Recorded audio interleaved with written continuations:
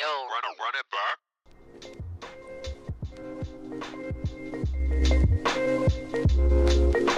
What's good? What's good?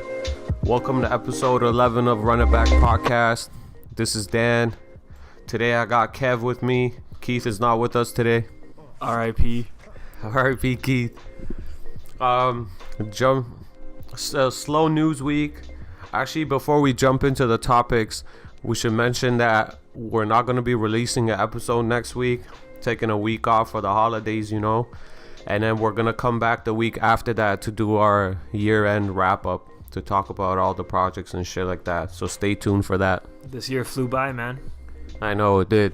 And a whole bunch of shit came out that we got to talk about. So should be a good episode. Let's get into it. So, music that came out, starting off with Vic Mensa. He dropped his EP called Hooligans. Kev, what'd you think? Well, I mean, right before we got on air, I was telling you, I listened to it probably once, and I can't recall a single song from it. I mean, from just looking at the track list, I remember it's fairly consistent of Vic Mensa. I think he did his thing on it. He had good verses. He experimented with some melodies which were a little bit out of his typical range, which was good, and I did enjoy the outcome. But I think just overall as a project, there wasn't anything stand out about it, anything notable. It was kind of mediocre. What about you? So when I saw he had a song with Ty Dolla $ign, G Herbo, and G-Eazy, right just from the track list, I was excited to hear it. It's an 8-song project, so it was easy to listen to. But to me, it wasn't as good as his last album. His last one called There's a Lot Going On.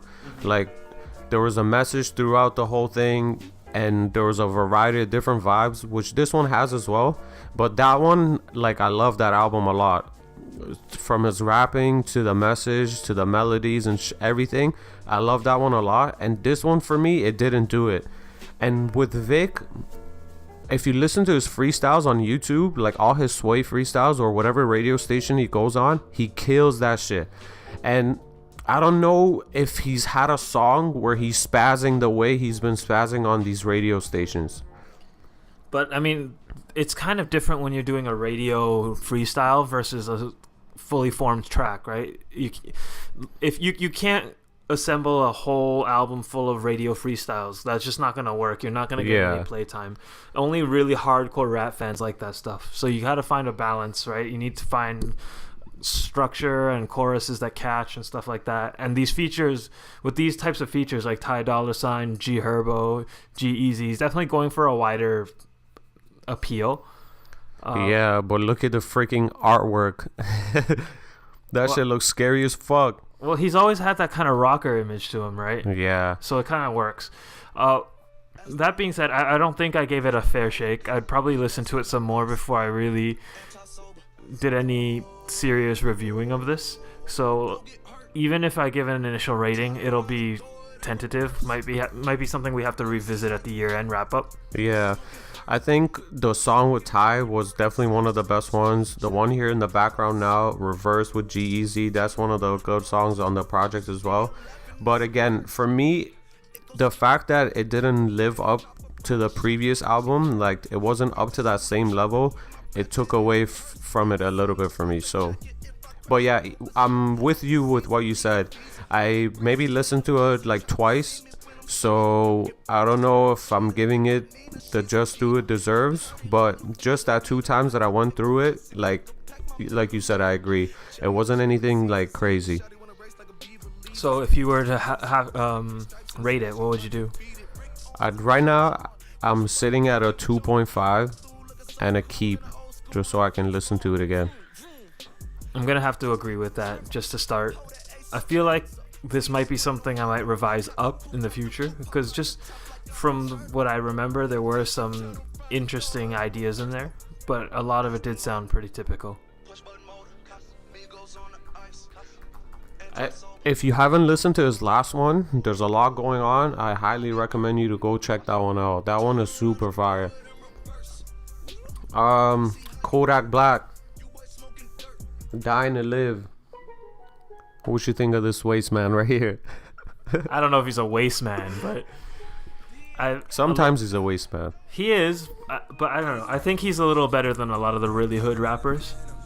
Overall, I enjoy Kodak. He has the same problem a lot of the younger rappers have right now, and it's way too many tracks, and just it's difficult to digest it, right?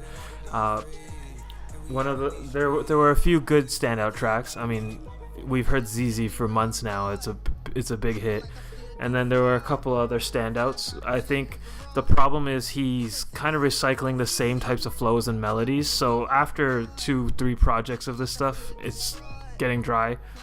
But he does have other new melodies, but maybe in 2 or 3 tracks. I gotta pull up the track list. Dan, what did you think? So just in terms of the tracks, I was feeling the first one, Testimony, ZZ obviously. The one with Juice WRLD is nice as well. And the one that was my favorite is track number 12, Close to the Grave. That one is really dope. So sonically, this album isn't his best. Like, I liked his previous one better. But in terms of like the content and his lyrics, I think he's matured a bit. So just this thing that I showed you before we started recording, I don't know if you guys have seen this, but Drake said that this new Kodak album is one of his favorite albums in the last 5 years. And I saw this today and I was like, what the fuck's going on? Is there something wrong with my ears? Or was I listening to the same album? Or did Drake get some different version of this album? I think the big thing is Kodak has seen a lot of success lately, and he is rapping about his experiences with that success, and it is honest, and there's a maturity to it, right? And I think that's what Drake is gravitating towards. We're not rich rappers. We don't relate to a lot of the problems they have, right? Yeah. I respect the maturity and the content. You can definitely see it. He talks about like the troubles that he's been through and just a lot of stuff that he wasn't really talking about before. It's not all about that like ignorant street shit. When you frame it in that perspective, I actually do think it is a good step in the right direction. I'm looking at the track list now and reminded of, he makes reference to Malcolm X, and then there are a lot of tracks about, like you said, his trials and tribulations, especially with jail time and whatnot. And like I said, there's a bit of an honesty there, which helps, right? Because most rappers are always trying to put on a front, and he's not doing that in this case. I just think sonically it wasn't very interesting for the most part. I like the Juice WRLD stuff, but I think that's mainly because I like Juice WRLD. Yeah. More than it being because of Kodak's writing. I think he could cut out maybe 3 to 4 songs to make it a little shorter project, easier to listen to, so it doesn't get played out like you said. But I enjoyed his lyrics, which is not something that I look forward to when I listen to Kodak. So if I were to rate it, I'd give it a 3 out of 5. And I'd keep it because I don't see myself coming back to listen to the whole project, but there's certain songs that I'll put on a playlist, or maybe I'll just listen to those. I think for the same reasons that Dan mentioned, and plus the fact that there was a step up in terms of the content and its maturity, I would probably revisit this one more time. So it's a 3 and a keep for me as well. Maybe this is something I'll reevaluate again, but for now, let's keep it at a 3. So with this new Spider-Man anime movie that just came out this weekend. It's not anime, it's animated. There's a difference. Yeah, animated. They dropped the soundtrack, Spider-Man Into the Spider-Verse. And what was really cool was, Kev, I don't know if you've seen, in the cartoon, from the little clip that I seen, the guy wears these Jordan 1s, and they're called the Spider-Man Jordan 1s, and they dropped it the same day the movie came out. So I thought that was pretty cool. Marketing schemes. And the Jordans are pretty fire too, so I'm not gonna lie. They look like the original ones. Yeah, they do. It's the laziest design. The bottom is the blue ones. Yeah. The new ones. Yeah, and it's like has like little prints on it, which is different. But it looked pretty cool, and it was like a cool idea for them to have that shoe in the movie and then release it on the same day. I think sneakerheads and comic book nerds are gonna eat that shit up, but I don't know. It's not fooling me. It looks like the original ones to me. Yeah, they just not took the band, but the red and whites, right? they took the classics and just made something. Yeah, remixed it. But in terms of the music, you know what I thought? What? I thought it was a little bit like childish rap to me. I don't know. Maybe it's because obviously the movie is animated, like we said, right? It's a PG movie, but there's heavy hitters on this album, man. Post Malone, Sway Lee, Jaden, and Amine is on there. Juice WRLD, Lil Wayne, Ty, Vince Staples. So there's a lot of big names on this album. So, I mean, I don't know if it was childish. I think it is skewing to a younger audience, mainly because of the movie. And I don't know if there's a general trend in these movie soundtracks to skew more towards hip-hop, and I think we talked about it very briefly before, but I think most of the time the execution is pourable. Think about Creed, right? Yeah. But I think they did a pretty good job here, because while it was mostly hip-hop, they sort of hit a wide range of hip-hop, right? Even Juice WRLD's on there, Post is on there, Sway Lee's on there, and all the other guys Anuel is on there. Anuel, right? They got the Spanish guys. Yep. And they got Bantu, too. The man just came out of jail, and he's already dropping a hook. Yep. But I think it's... And when you put it in the context of a Spider-Man movie, you know, it's set in New York, and it's a lot of ethnic diversity, and especially urban ethnic diversity. So you got the Jamaican flavor, you have that Latin flavor, because Miles Morales is Puerto Rican, Dominican, or something like that. So it fits well with that, and it feels very New York in that sense, and it's got a wide enough appeal that you're gonna get the kids and the hip hop heads into it as well, right? I enjoyed it, and I think for a couple reasons. One, the variety. They picked really good artists to do it, and then the other thing is just production was top notch, and just the songwriting that went with it was good. What do you think? Okay. I forgot what I was gonna say for a second. I zoned out. So I think sometimes with the soundtrack, you need to watch the movie and see where certain songs come on and stuff like that. And that will make you gravitate towards that song, because the next time you listen to that song, the specific scene where it came on is going to come into your mind, and you're always going to remember that.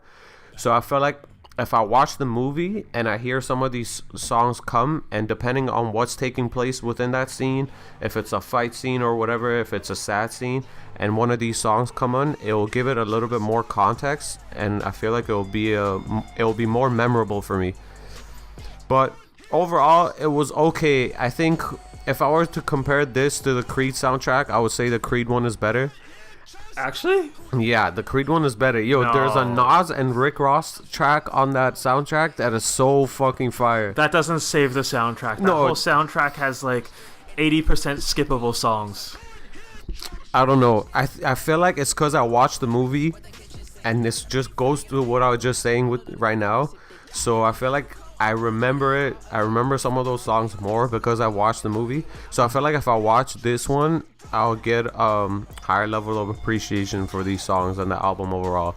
Okay, so coming from a perspective where I haven't seen either movie, and I'm just listening to the music as a collective playlist as a whole, I would say the Spider-Man one is much better, and the song selection is much better. There's more depth to it and more thought put together. The variety is definitely better. Yeah.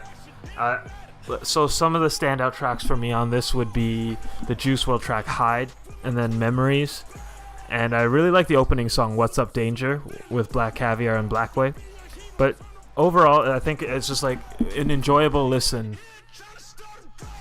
I'm going back. I'm looking at the Creed 2 soundtrack. Looking at these songs. I'm trying to see if it's actually better or not.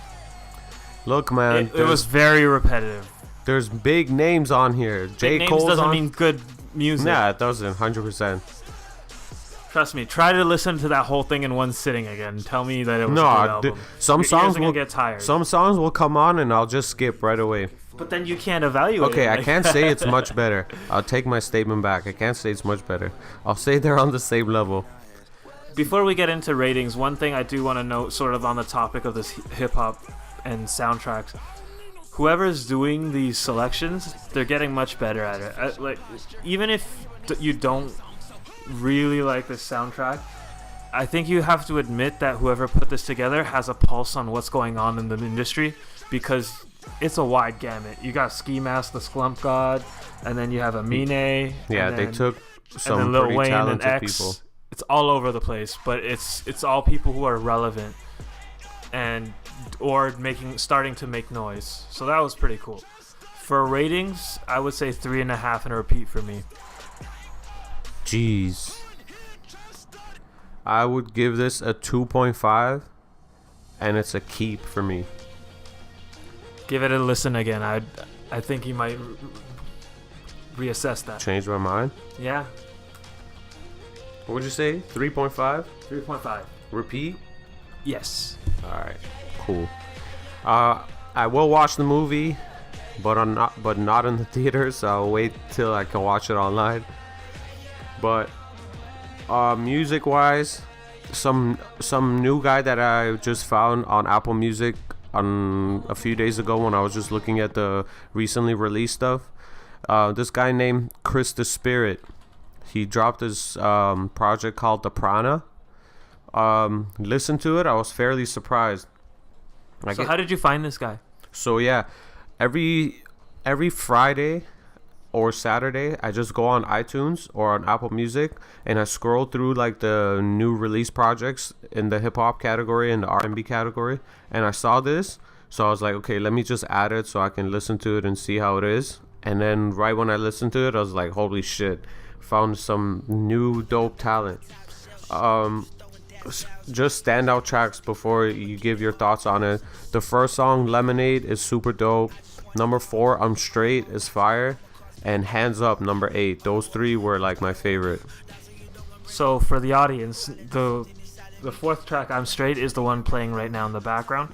And so when I first gave this a listen, I didn't know what to expect. I was pleasantly surprised at his ability to write and rap.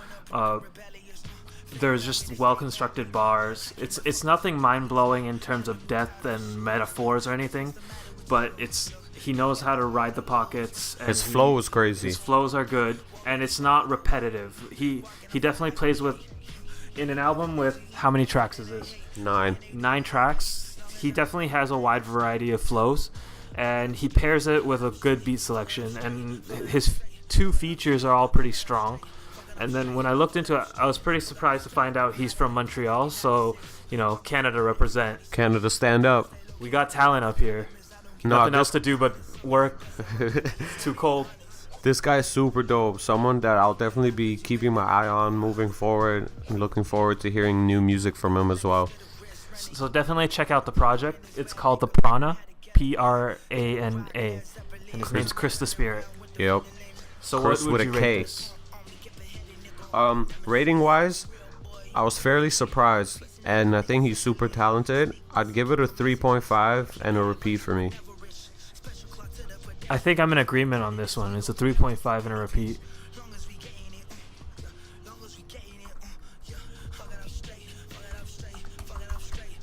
Moving on, someone Kev put me on. Kev, I'll let you do the intro. So I actually don't know a whole lot about them other than the fact that they're local. I like to support local talent where I can.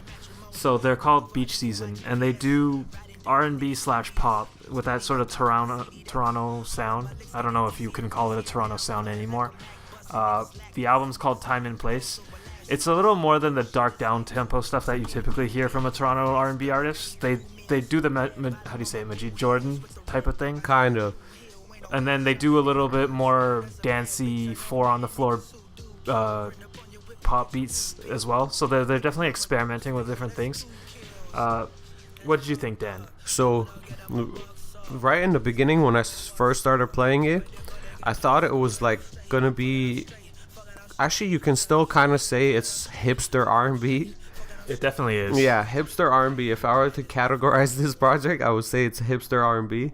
But there are certain songs that I enjoyed a lot, and it is 7 songs, so it was super easy to get through, and I don't think there was a whack song on there, and it was just like a new, fresh sound that I enjoyed, so. It's a vibe thing, and I think with 7 tracks, It's a vibe, fam. It's a vibe, yes, fam. But I think they were able to experiment in that relatively short time and execute it well. I liked Best Behavior, and it's definitely a standout track because they even got Mado to remix it, and that's their sort of bonus track after the outro. They have a pretty nice, That's strong like the outro dancey too. upbeat one, right? It's the one playing in the background right now. I don't know if you would the call remix. Oh, the remix? Yes, that's the one. Yeah. I think it was dope that it had different. There was variety. There was like a little slow stuff, and then at the end they picked it up. Mm-hmm. Yeah, I enjoyed it. And they had that signature Toronto sound in one of the tracks too. I can't remember which track it was specifically. Rating wise, I would say it's between a 3 and a 3.5. So I'm gonna go with a 3 and a repeat, mainly because for some of the more upbeat stuff, that's not really my jam. I mean, maybe in the summer this would be a better fit, but overall I do enjoy this project. Yeah, I'm with you 100%. The upbeat stuff, it's winter time here, man. It gets dark too early. I can't be listening to that shit. In the summertime, I can see myself bumping to that and dancing, whatever. But hipster R&B, even the artwork is mad hipster now that I'm looking at it. They call it PB R&B. Rating wise, I think I would agree with you. 3 out of 5 on a repeat. So once again, that's Beach Season, and their project is called Time and Place. It's definitely not beach season up here, folks. No, I wish it was. Let's see. Fuck it. Yo, you know what, Kev? I think we might have to call Keith. All right. Keith has been defending Kanye. You know, if you're listening to the if you've been listening to the podcast, you know Keith is a huge Kanye fan. So with all the shit going on between Kanye and Drake, I think it's only right we give Keith a call. We need to consult the expert. Yeah, we need to hear what he has to say on Kanye's behalf.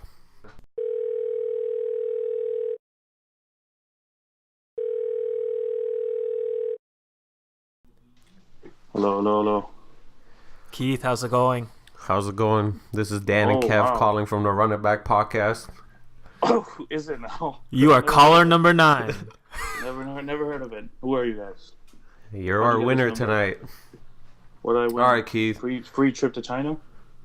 We know you've seen all the bullshit that Kanye's been tweeting about, all the shit between him and Drake, and we know Kanye's your man, so we called to see what you got to say on his behalf.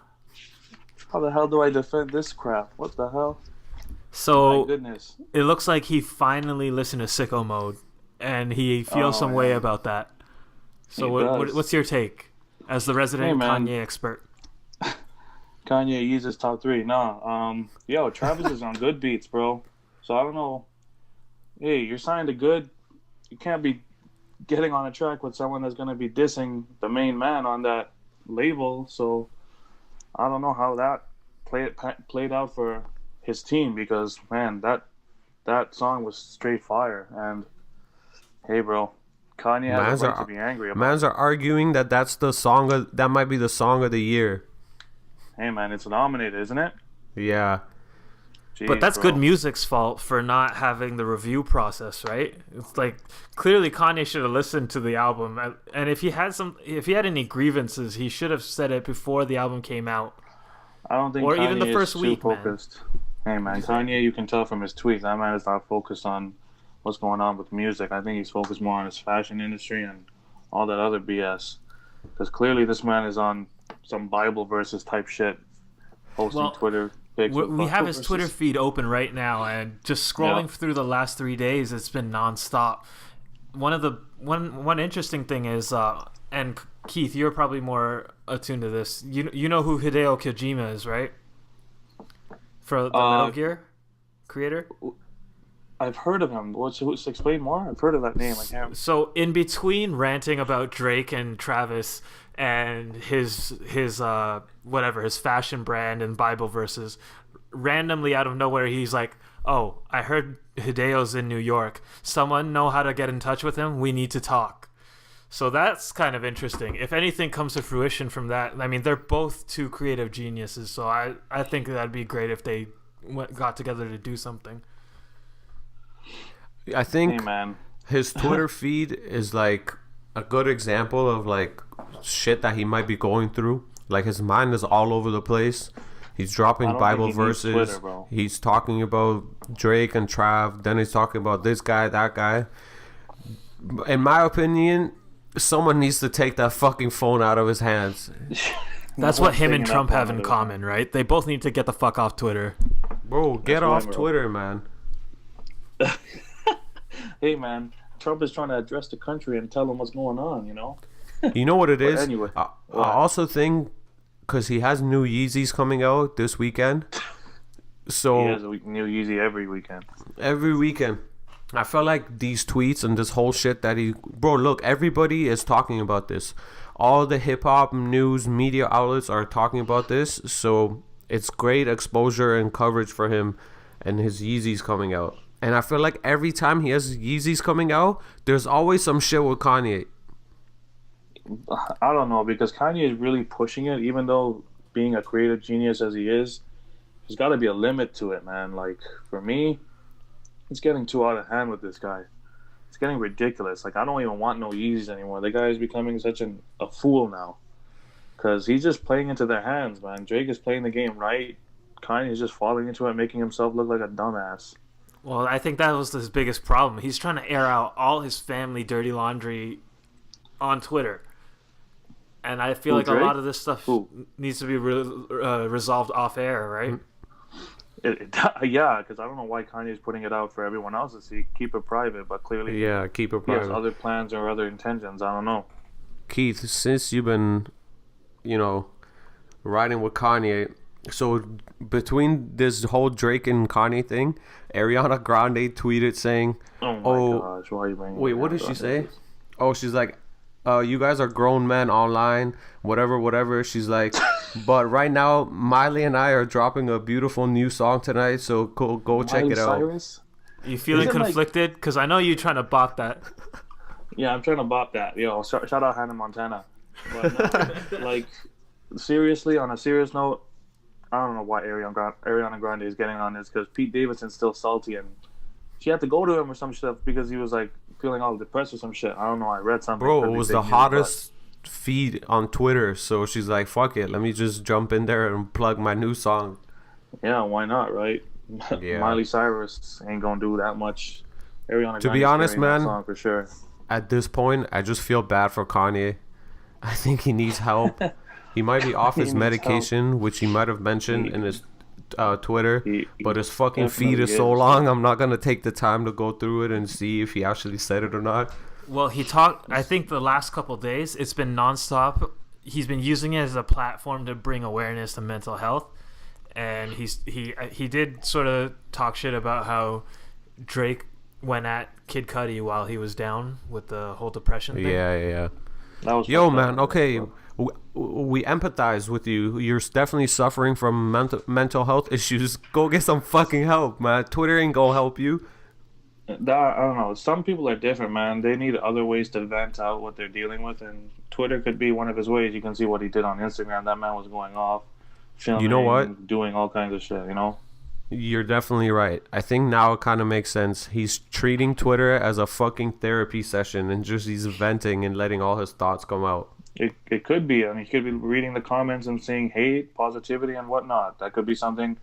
If he has a psychiatrist, I don't know if he should have a psychiatrist, but that could be one thing that person recommended for him to do. I mean, out of this whole debacle, one great thing I saw in the tweets was this one on December 15th, where he's like, I'm loving the new music I've been working on. 6 months off meds, I can feel me again.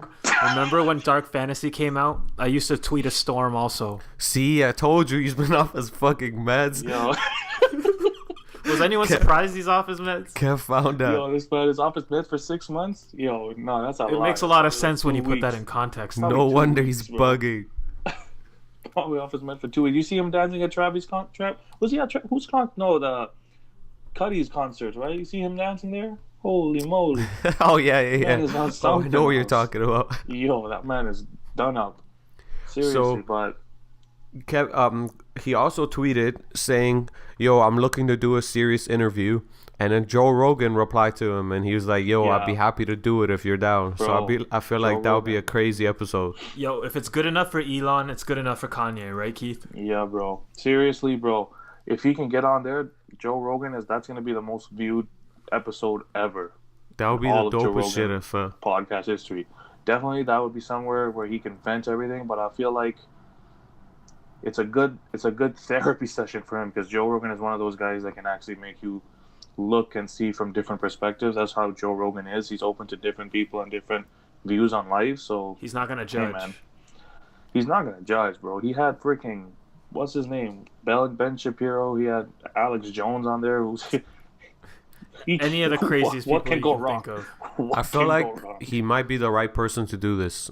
I don't see him going on he Hot is. 97. I don't see him going on Breakfast Club. No, What the hell's that's the Ego wrong gonna Yeah, platform wrong for it. platforms to go. No.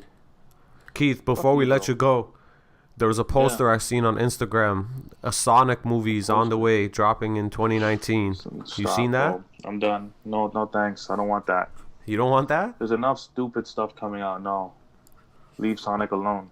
Let his legend live on forever. Sega. It's hard to make that into a movie. There's barely much of a story there anyway, Yeah. right? Well, they He's made just gonna be Wreck-It running Ralph around with catching good rings. numbers. Keith, one more thing. What any movies or TV shows you've been looking at or excited for? Movies, TV shows, shit. Aquaman, that's it. Aquaman. Disney takeover next year. What else is coming out? Oh, there's a new Jordan Peele movie coming out. Teased. I don't know. Oh yeah, there is. That poster. I don't know, Yeah, Jamie there is. Foxx You're right. and Michael B. Jordan working on something, cooking something up. That might be fire. No one knows what's going on. But no, Hey, man. nothing really. I'm pretty sure there's gonna be some movies that are gonna, be in time for the Oscars that are gonna do not great numbers, but are gonna be Oscar worthy for sure. All right, man. Thanks for picking up. Yeah, You bro. didn't really Anytime. defend Kanye like we thought you would, but Hey, man. Giving up on him. Shout out. Hey, man. No, I love Kanye forever. I love Kanye forever. But hey, y'all didn't even talk about it, bro. Drake is talking all this shit, but hey, man, 40 dropped it. 40 dropped the ball. That's all I what? gotta say. Drake OVO said 40. it? What do you mean? Drake. You is got the one breaking that news for us thinks or what? Kanye said it. Hey, OVO 40. Yeah, Looking I like mean, the 80. what do you do in this situation? What would you do, Keith? Would you keep him on in the camp? You kind of have to. Yeah, you 40 have made to, your bro. career. You've been writing for that man for how long now? The man dropped the ball, but even though he was on the HBO series saying, "Oh, Kanye this, Kanye that," like Pusha addressed all that shit on Joe Budden. So I'm rolling with good music on this one, but But Drake's that's in the your wrong, boy. he fucked You up. never air out that type of laundry. If you got a problem, if you're Drake and you have a problem with 40, you're gonna take that out privately. Drake's not gonna have a problem with 40. He just wants to beef with Kanye because he thinks Kanye did it. But reality of it is, hey, bro, 40 dropped it. 40 dropped it. Tell him Pillow something. talking gets you Hold killed. it. Hey, bro, can't be telling these toes what's going on in their lives. Hey, he was feeling himself that night. He got a little too comfortable around the girl. Very, He was in Marvin's too room. comfortable. He didn't sign the, Marvin's hey, man. room. Whoa, he didn't get the non-disclosure. He did. All right, man. And I yeah, bro. appreciate your call. Have a good Yeah, night, well, sir. you called. I don't know. Hey, You we just too, wanted brother. to hear what you had to say. Hey, you gonna be on Fortnite tonight? Maybe. We'll landing, talk boys. about it later. Dusty DeVoe, DD. You like the double D's, huh? We'll talk to you later, bro. All right, easy, Later, homie. Keith. Peace. Thanks. Peace, Kev. Easy. That was our local Kanye expert. Yo, I'm gonna change his name to Yeezy Top 3 on my phone. That's Mr. Yeezy Top 3. Mr. Yeezy Top 3. Let's see. Kev, Offset. Yes, sir. He realized he fucked up. He shouldn't have fucked one of those Barbie dolls or whatever they're called. He's got a type. This man went on stage, apologized on Instagram. That's a bitch move. You know what you did. You gotta take it like a man and live with it, man. But I feel like in order for her to accept the apology, he had to be super public with it. So it's like he's doing it in front of all these people, in front of the whole world, instead of just doing it with her in private. Did she accept it though? No, not yet. I don't think so. Cardi's too big, and she's too much of a, there's too much girl power going there. She's not gonna take a guy like him back, right? I don't think so. Nah, not anytime soon. But You can't he's let a him. fool for airing this all out in public, man. Yeah, I mean their relationship was so public, and the freaking alleged side chick came out and made a video about it. So if she never came out, it would have been a different story. It would have been just allegations, but when she came out, it just it confirmed it to the whole world. Man, I like Offset. Hopefully he takes this energy and he puts some new music out that doesn't sound like the other 80 songs he put out in the last 12 months. I think he has a new album coming out before the end of the year, so hopefully that shit's fire. Yeah, but I don't know if it's going to touch on this yet. Nah, they won't touch on this. But if he does, I think he could do something real different. I'm looking forward to hearing his album because I mentioned on this podcast a few episodes ago that project with 21 Savage and Metro and Offset. That shit was so fucking fire. So can't wait to hear what his album's gonna sound like. Just to wrap up the episode with some NBA top picks. Fuck. Hold on, let's see. So I was surprised to see Suns traded Trevor Ariza to Washington Wizards for Austin Rivers and Kelly Oubre. I don't know why they had to get rid of two players to get Trevor Ariza, but I'm looking forward to see how that's going to play out. And I was also surprised to see that Jabari Parker is no longer going to be part of the Chicago Bulls rotation. He's a good player, so I don't know what's going on over there, and stay tuned to see which team he's going to get traded to. So that's pretty much all we got for you guys this episode. Again, next week we won't be releasing an episode. We'll take a week off for the holidays. We'll be back the week after that to give you guys the 2018 wrap up. So if you've been listening to us, or if you're a new listener, we end the podcast the same way. We pick 2 to 4 songs each of new or upcoming R&B and hip hop artists that we think you guys should be listening to. So we'll play that at the end of the episode, and we update our playlist on Apple Music and Spotify. So if you haven't followed that playlist, make sure you follow it. RVN space IT space BACK. You'll find us on all social media platforms, in the same name, RVNITBACK. We appreciate the follow and any comments, and we're always looking for new heaters, so drop a line and let us know what you're listening to. So I guess Merry Christmas, since we won't be here next week, and we'll see you guys after that. Peace. Happy holidays.